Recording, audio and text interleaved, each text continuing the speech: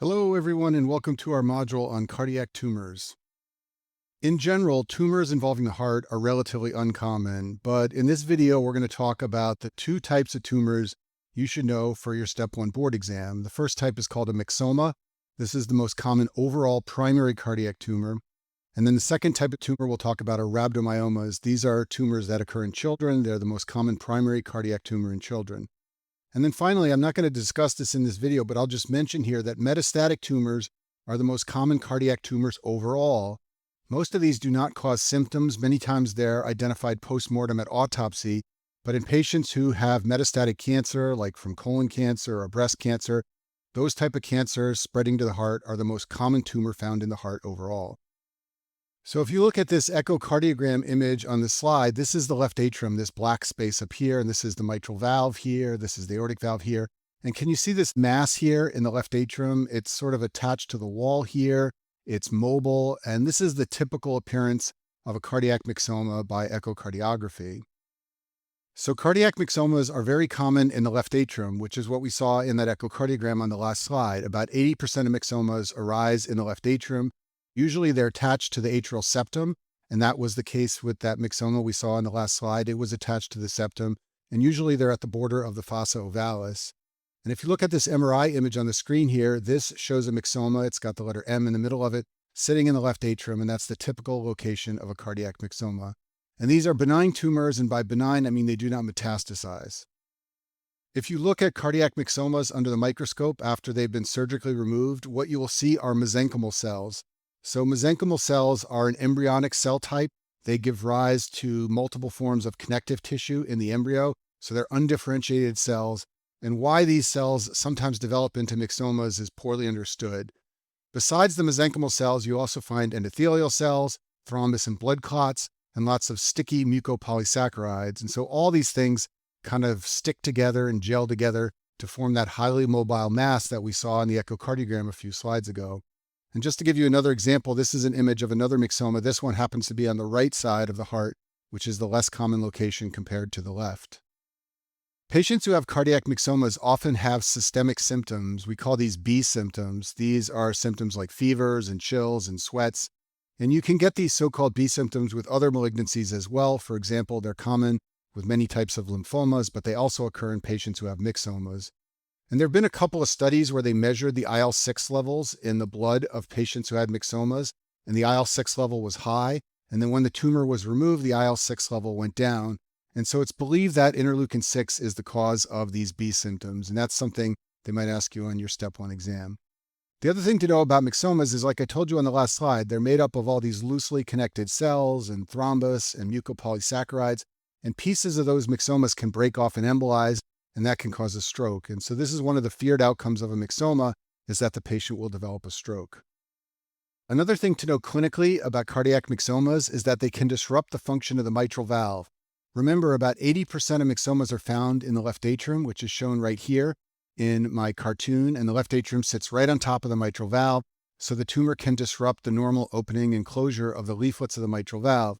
And this can lead to mitral regurgitation, and if there's a lot of mitral regurgitation, that can lead to heart failure. Also, you should know that sometimes the tumors can actually sit right in the mitral valve. This is called a ball and valve phenomena. And when this happens, blood cannot move through the mitral valve into the left ventricle, so the patient can develop mitral stenosis symptoms.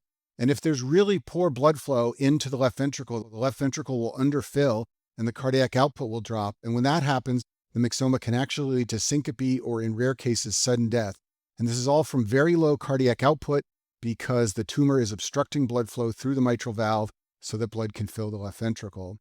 And then finally, some patients with myxoma have an oscillatory finding when you listen to their chest with the stethoscope. It's called a tumor plop, and it's a sound that you hear in diastole. So you're going to hear it after the second heart sound and before the next S1. Okay, so that's pretty much all you need to know about cardiac myxomas. They're relatively uncommon. They're treated surgically, and usually the patient has a good recovery once the tumor is removed. Now we're going to talk about cardiac rhabdomyomas.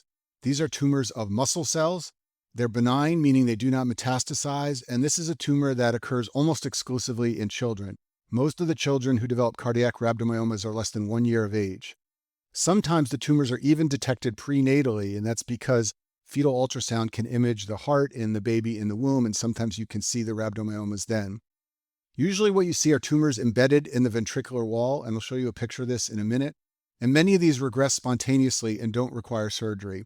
Rarely there can be symptoms from obstruction to blood flow. So if one of these tumors is in the wall of the left ventricle, right near where the blood flows out into the aorta, that can obstruct blood flow. And it's basically symptoms similar to aortic stenosis where blood can't get out of the ventricle.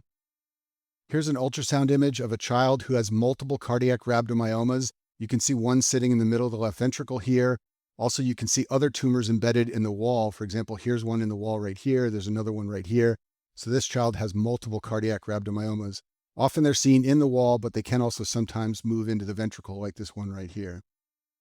Rhabdomyomas, if they are surgically removed, are these gray-white masses. And when you look at them under the microscope, what you see are bizarre elongated myocytes and clear cytoplasm. This is a picture of what it looks like here.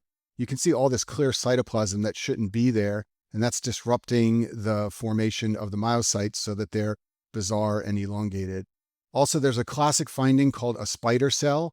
So what happens in a spider cell, this is one right here at the top of the screen, is you get these little septa stretching away from the middle of the cell, from the nucleus, and that's called a spider cell. And when you see one of those, it's pathognomonic for rhabdomyoma under the microscope. What you always want to remember about cardiac rhabdomyomas for your board exams is that about 90% of these tumors occur in the hearts of children who have the neurocutaneous disorder tuberous sclerosis. This is a rare condition, and I have a whole video on neurocutaneous disorders where I talk about this, but I'll briefly review it here so that you can remember that it's associated with cardiac rhabdomyomas. So tuberous sclerosis is an autosomal dominant genetic syndrome. It's caused by mutations in one of two genes, TSC1, which codes for a protein called hamartin, or TSC2, which codes for a protein called tuberin.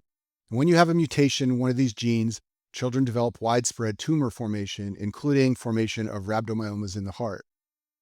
So tuberous sclerosis involves multiple organ systems.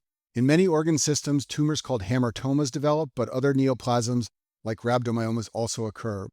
Seizures are the most common presenting feature, and that's because of the development of hamartomas and other tumors in the brain. And so you want to remember that in a case of tuberous sclerosis on your board exams, they're probably going to describe a child who has seizures and then has other findings of this disorder. One of the classic findings on the skin is the presence of ash leaf spots. I'll show you a picture of this in a minute. These are pale hypopigmented skin lesions. And then the other classic finding is angiofibromas on the face. These are small little bumps on the face, often in the malar regions, which means near the cheeks and near the nose. And these are another classic skin finding of tuberous sclerosis. So this is a picture of a patient who has tuberous sclerosis and has multiple angiofibromas on the face. You can see that they are these small little bumps like you see here. And then here's a picture of a person with tuberous sclerosis who has ash leaf spots. There are these pale spots. I'm circling them with my pen. There's 3 of them shown right here. Another classic finding of tuberous sclerosis. And that concludes our module on cardiac tumors.